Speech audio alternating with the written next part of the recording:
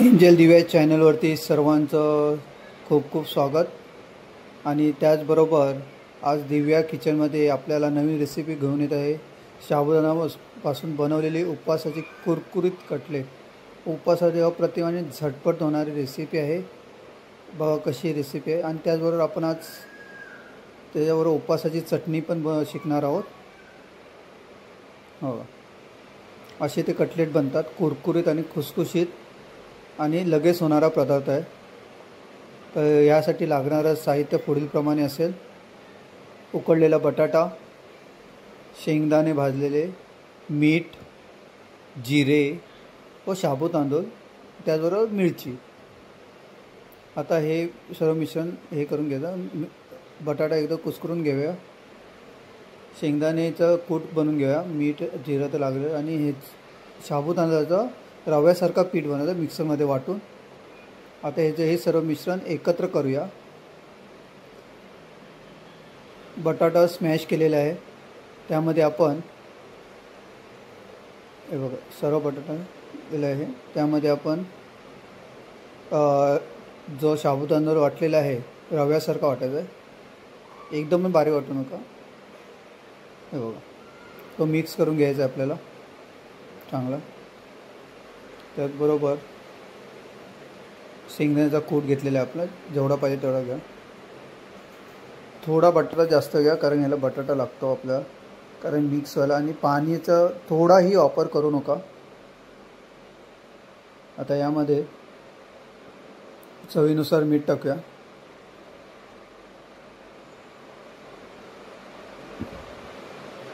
ते झाल्यानंतर जिरं टाकूया. जिरं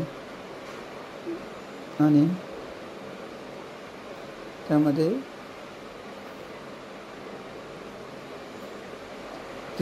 तिखटप्रमाणे थोडी मिरची टाकूया. लहान मुलं खात असेल तर मिरची अवॉइड करा. मिरची न टाकल्यास चालू शकते.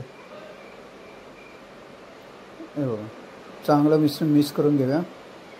मिश्रण बघा मिक्स झालेलं आहे. त्याच्यावरती आपण आहे ना थोडं तेल टाकूया आणि मिश्रण परत थोडं हलवून घेऊया.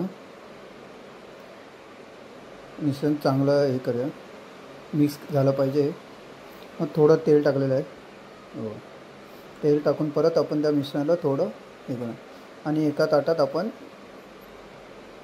तेल लावून घेऊया, कारण की आपल्याला कटलेटसारखे आपल्याला हे बनवायचे.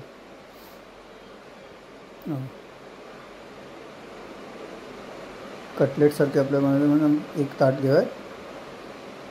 एक सेम प्रकारचे आल्यासाठी आपण ती वाटीने आपण हे करत आहोत. बघा मस्तपैकी झालेलं आहे. आपल्याला चौकोनी पाहिजे तर चौकोनी कापू शकता. त्रिकोणी थोडे कटलेट प्रमाण दिसतं म्हणून आपण त्रिकोणी कापलेले, आणि खाण्यासाठी पण चांगले दिसतात.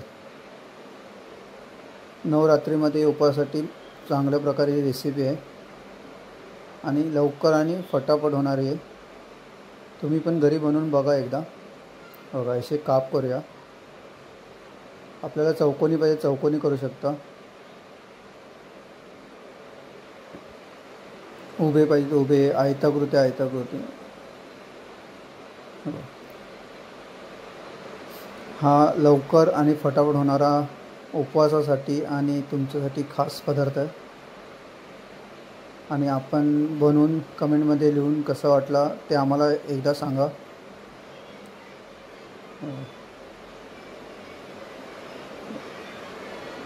असे काप केले ते चालतील.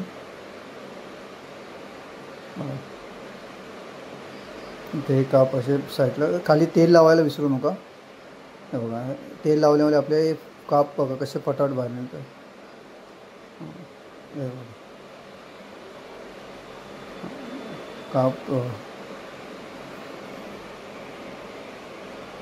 काप झाल्यानंतर आपण तेल गरम करत ठेवूया आणि त्याला ते आपण एक सोडूया. तोपर्यंत सोडतपर्यंत आपण खोबऱ्याची चटणी कशी बनवायची ते पण आपण लगेच बघूया. तोपर्यंत हे तळून होतं आहे. कमी आचेचा गॅस करूया. आता आपण थोड्या वेळाने खोबऱ्याची चटणी कशी, उपासाची चटणी कशी बनवायची त्याची रेसिपी पाहून घेऊया. हे आपण पहिलं सोडूया. थोडा गॅस कमी, नंतर थोडा फास्ट करा गॅस, आणि ते करपू नये म्हणून. हो चला, खोबऱ्याची चटणी कशी, खोबरं, मीठ, जिरं वाटलेलं आहे, शेंगदाण्याचा कूट, साखर थोडी किंचितसाठी चव आणि मिरची. चला याची रेसिपी बघूया. पहिलं मिक्सरमध्ये खोबरं टाकूया. खोबरं टाकून झाल्यावर त्यामध्ये मिरची टाकूया. मिरची टाकूया. त्याच्यानंतर थोडं जिरं टाकूया. त्यानंतर शेंगदाण्याचा कूट झाल्यानंतर आणि थोडी साखर टाकून घेऊ, थोडी किंचित. चवीनुसार मीठ पण टाका. आपण वाटून घेऊया. थोडं मीठ टाकायचं चवीनुसार.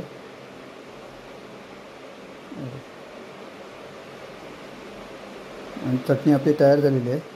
ही बघा, ही चटणी अशी तयार होते.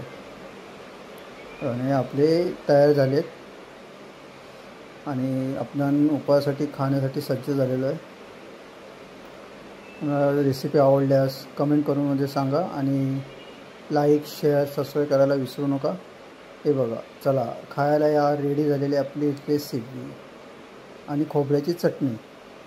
हो चला, चॅनलला कुणी सबस्क्राईब, लाईक करायला विसरू